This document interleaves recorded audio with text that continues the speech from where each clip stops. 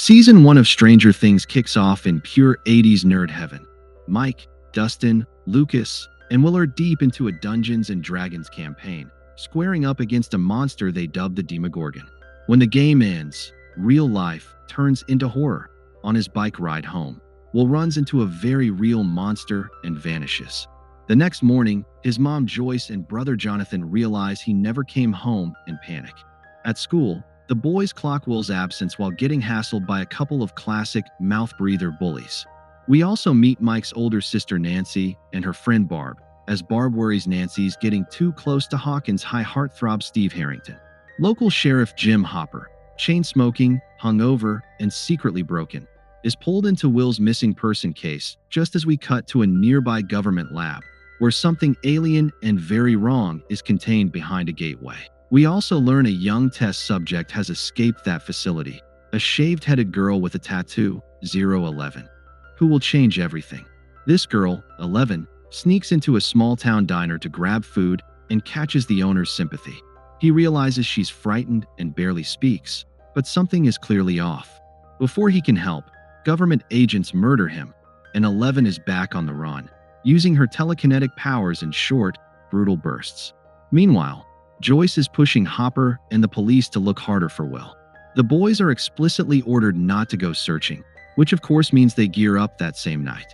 While they're out in the storm looking for their friend, they stumble across someone else instead, 11, alone and soaking wet in the woods. They hide her in Mike's basement. From there, Mike tries to teach Elle how to blend in, what a bedroom is, how to change clothes, while she warns him bad men are coming for her. As she sees a photo of Will, she recognizes him, hinting she knows where he is. Flashbacks slowly reveal what 11 escaped from. Inside Hawkins' lab, Dr. Brenner, Papa to Elle, is running secret experiments on her, forcing her into sensory deprivation tests to push and weaponize her psychic abilities. Back in the present, Mike, Dustin, and Lucas realize she can literally move things with her mind. Elle shows them Will isn't dead. He's trapped in a shadow dimension she calls the Upside Down, held by a predatory creature the boys name after their D&D monster, the Demogorgon. While the kids piece that together, Nancy and Barb end up at a party at Steve's house. Nancy gets pulled into Steve's world. Barb hangs back by the pool, unhappy. Jonathan, out searching for Will, secretly photographs the party. As Nancy disappears inside with Steve, Barb is left alone, and something pulls her into the dark. On Joyce's side, the haunting goes up a level. She gets another eerie phone call where she can hear Will, and the static blows out all her electronics. Soon Christmas lights in the house start flashing in response to his voice. Joyce becomes convinced Will is alive and communicating through electricity, stringing lights all over the walls to let him talk to her. Hopper keeps digging into the lab and Brenner's operation. Meanwhile, Barb's disappearance becomes the second major mystery. Nancy notices her friend never came home and finds Jonathan's strange photos, one of which shows a faceless creature near Steve's pool. Finally, the town is shattered when a body is pulled from the quarry, assumed to be Will's. It looks like the search is over. Joyce refuses to believe the corpse is her son, and she's right. 11 uses a sensory trick on Mike's walkie-talkie to tune into Will, hearing him singing from somewhere else. Hopper starts smelling a cover-up, pulls some strings, and discovers Will's body is literally stuffed, fake. He breaks into Hawkins' lab at night and briefly sees the fleshy gate to the Upside Down before he's knocked out. When he wakes up at home, he finds a bug planted in his lights and realizes the government is watching. Meanwhile, the boys want to find the gate themselves using compasses. Elle secretly sabotages the plan out of fear because getting closer to the gate helps the monster find her. Nancy and Jonathan head into the woods, spot a tree that's literally rotting from the inside, and Nancy crawls through into the Upside Down, coming face to face with the Demogorgon. Jonathan pulls her back out just in time, and their shared trauma forges a strange new bond, one Steve doesn't like at all. After 11 runs away from Mike's house, she survives by shoplifting her new favorite food, Eggo waffles, from a grocery store. Hopper, having finally accepted Joyce isn't crazy, joins forces with her and tracks down a catatonic woman whose daughter mysteriously died after involvement with the same lab. Clues that point straight to 11 being that child. Nancy and Jonathan arm themselves with traps and weapons to hunt the monster, but Jonathan is arrested after a fight with Steve. Eventually, all their separate investigations converge. Hopper and Joyce team up with Nancy and Jonathan, realizing they are fighting the same creature from the same alternate dimension.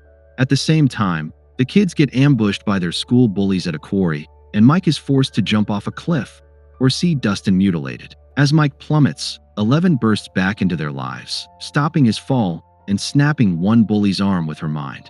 The reunion is short-lived. Brenner's agents quickly track the kids down.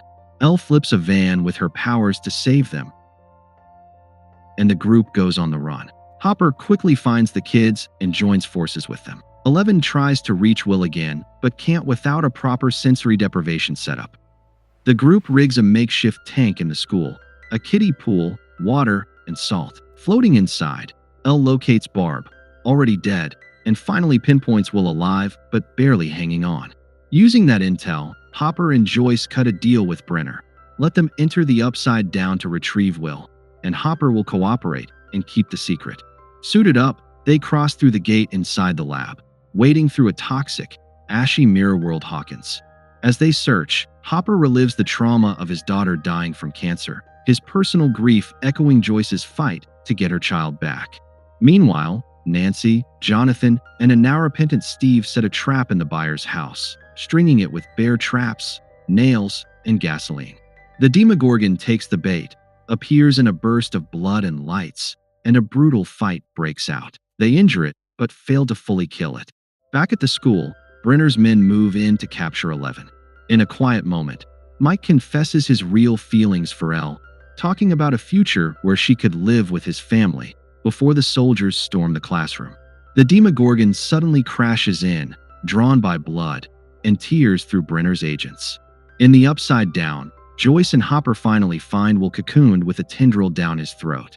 They rip it out and perform CPR until Will coughs back to life, mirroring Hopper's failed attempt to save his own daughter years before. As the Demogorgon attacks in the school, 11 is nearly spent but refuses to run. With the boys watching, she confronts the monster directly, says goodbye to Mike, and uses the last of her power to disintegrate the Demogorgon, vanishing with it in a cloud of ash and light. Later, Will wakes up in the hospital, reunited with Joyce, Jonathan, and the boys. Hopper quietly gets into a government car, hinting at some secret arrangement with the lab. A month passes, school's back in session. The boys return to their basement D&D games, but Mike clearly still aches for Elle. Nancy reconciles with Steve, gifting Jonathan a new camera to replace the one Steve smashed, signaling an uneasy truce. Everything seems mostly back to normal, until we see the cracks. Hopper leaves a box of Eggo waffles in the woods, implying he knows 11 may still be out there. At home, Will excuses himself from Christmas dinner to cough up a slimy slug-like creature from the Upside Down and briefly slips into that nightmare dimension before snapping back to the normal kitchen. The monsters are gone for now, but Hawkins is permanently changed. We open far from Hawkins. A crew of criminals murders a man and floors it in their getaway van with cops on their tail. They slip into a tunnel, rocks seemingly collapse and block off the police. But the entire cave-in is just a hallucination planted in the mind of the lead officer. Back inside the van, we see the source, a girl named Callie, nose bleeding, and a tattoo reading 08 on her wrist. Yeah, welcome back to the Stranger Things universe. Cut to Hawkins, Indiana, 1980s. The boys are posted up at the arcade, but the biggest crisis of their day? Dustin's top Dig Dug score just got demolished by someone calling themselves Mad Max. Meanwhile, Will Byers is dealing with something far more terrifying. He slips into a vision of the upside-down version of the arcade and comes face-to-face with a massive shadow creature looming over the town. Joyce rushes Will to Hawkins' lab, now under the control of Dr. Sam Owens, a cheerful, no more secret experiments kind of guy. Next day at school, the mystery of Mad Max gets solved when a new girl from California, Max Mayfield, rolls in and immediately grabs Lucas and Dustin's attention.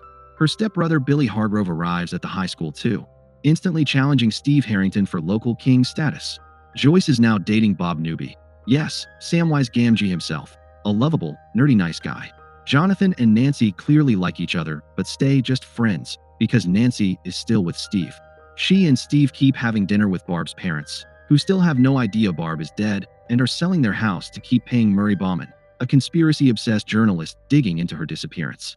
Nancy, guilt-ridden, hates keeping the truth from them. Meanwhile, Murray has been pestering Hopper with his usual Russians and aliens theories, though he is surprisingly close to the truth about a missing buzzcut girl, 11. Hopper's secret? He's been hiding 11 in a secluded cabin in the woods all this time. Mike, meanwhile, has been calling out to 11 every day, 352 times, with zero response. Flashbacks show that after she destroyed the Demogorgon, she escaped the Upside Down, returned briefly to the Wheelers' house, then fled into the woods when government agents showed up. Hopper eventually found her living feral and brought her to the cabin where they've been lying low.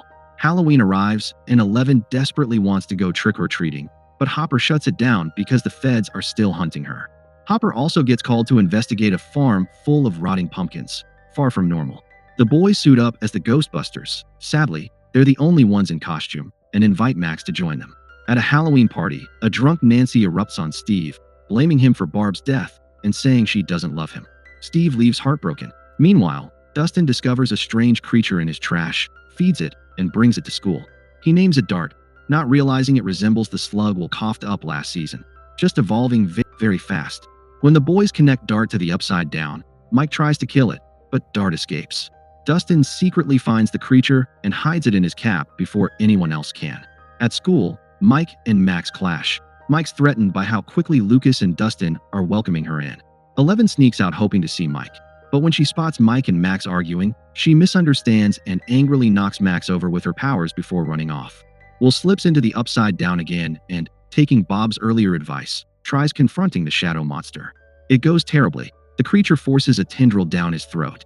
Afterward, Will claims he's still himself, just a little possessed. He's freezing cold and starts obsessively drawing page after page of bizarre symbols that Joyce and Hopper piece together into a map of tunnels underneath Hawkins. Hopper tracks the drawings to the same pumpkin patch and digs into a vast underground tunnel system before being knocked out. Will senses Hopper's danger but can't articulate it until Joyce brings in Bob, the brain, who decodes the drawings and pinpoints Hopper's location. They rescue him, but when lab scientists burn sections of the tunnels, Will convulses violently. His connection to the monster means harming the tunnels harms him. At the cabin, 11 finds files about her biological mother Terry Ives. She travels to Terry's home, meets her aunt, and discovers her mother locked in a traumatic mental loop caused when Brenner stole newborn 11 and tortured Terry after her rescue attempt. 11 also learns that another powered child besides her once existed. After Nancy and Steve break up, Nancy teams with Jonathan to expose the truth to Barb's parents, but is intercepted by undercover lab agents. Owens shows them the gate and admits Barb is dead, but claims the phone taps were to block foreign governments. Once released, Nancy reveals she secretly recorded him. She and Jonathan take the tape to Murray, who helps them rewrite the story into something the public will actually believe: Barb poisoned by lab toxins. Murray sends it to the Chicago Sun-Times. Back in Dustin's world, Dart escapes and eats his family cat. Dustin realizes Dart is a baby Demogorgon. He traps it in his cellar and runs into Steve, who he recruits, plus the nail bat. They find Dart's shed skin and a tunnel leading out. Lucas finally comes clean to Max about everything: the Demogorgon, the Upside Down, all of it, but she doesn't buy it. When Lucas gets Dustin's frantic call, he drags Max along to prove it. At the junkyard, Steve, Dustin, Lucas, and Max set a trap, but Dart shows up with a whole pack of creatures. The kids hide in a bus until the pack suddenly runs off, seemingly summoned elsewhere. At the lab, Owens concludes the gate has grown downward, forming the entire tunnel network. Burning it all down is the only option, but it could kill Will. Mike suggests using Will's connection to the monster in reverse to find its weak spot.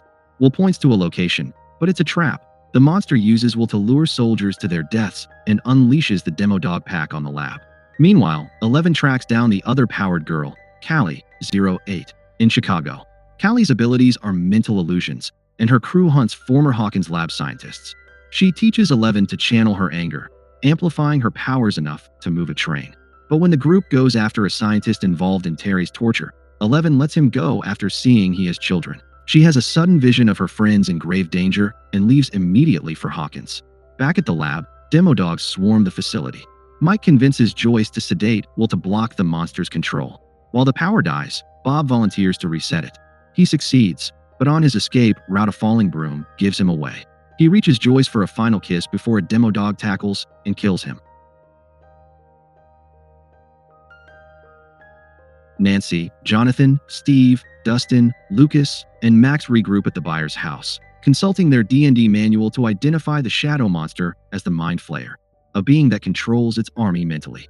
If the Mind Flayer dies, the Demodogs die too. They hide Will in the tool shed, filling it with warm memories to break through to him. Will taps out a message in Morse code. Close gate. A phone rings, giving away their location, and the pack charges the house, only to find a dead Demodog. 11 is back. Mike and 11 reunite in tears. Max meets 11, who isn't thrilled. 11 confirms she can close the gate, though it might kill Will. Joyce remembers the monster likes it cold, so they superheat Will to drive the creature out, and it works. Hopper and 11 head for the gate while the kids try to burn the tunnels to distract the Demodogs. Steve refuses at first, but Billy arrives, unhinged after being abused by his father, and sent to retrieve Max. Billy attacks Steve, beats him unconscious, but Max sedates Billy with a hospital syringe and threatens him with a nail bat. She steals his keys and drives everyone to the tunnels. The kids ignite the tunnel's core, drawing the Demodogs away from the lab. Hopper and 11 make it to the gate. On the way out, the kids run into Dart, but Dustin calms the creature long enough for them to pass. At the gate, the Mind Flayer throws everything at 11, but Hopper protects her as she channels her pain and fury to seal the portal shut, killing every remaining monster. 1 month later, the government shuts down the lab. Barb finally receives a proper funeral. Owens hands Hopper a forged birth certificate naming 11 legally as Jane Hopper. At the snowball, Steve drops Dustin off like a proud big brother. Will gets a dance partner. Lucas dances with Max. Dustin gets rejected by multiple girls until Nancy steps in and gives him the night of his life. Joyce and Hopper talk outside, while Mike and 11 finally share their dance. But in the Upside Down, towering over Hawkins Middle School, the Mind Flayer is still watching.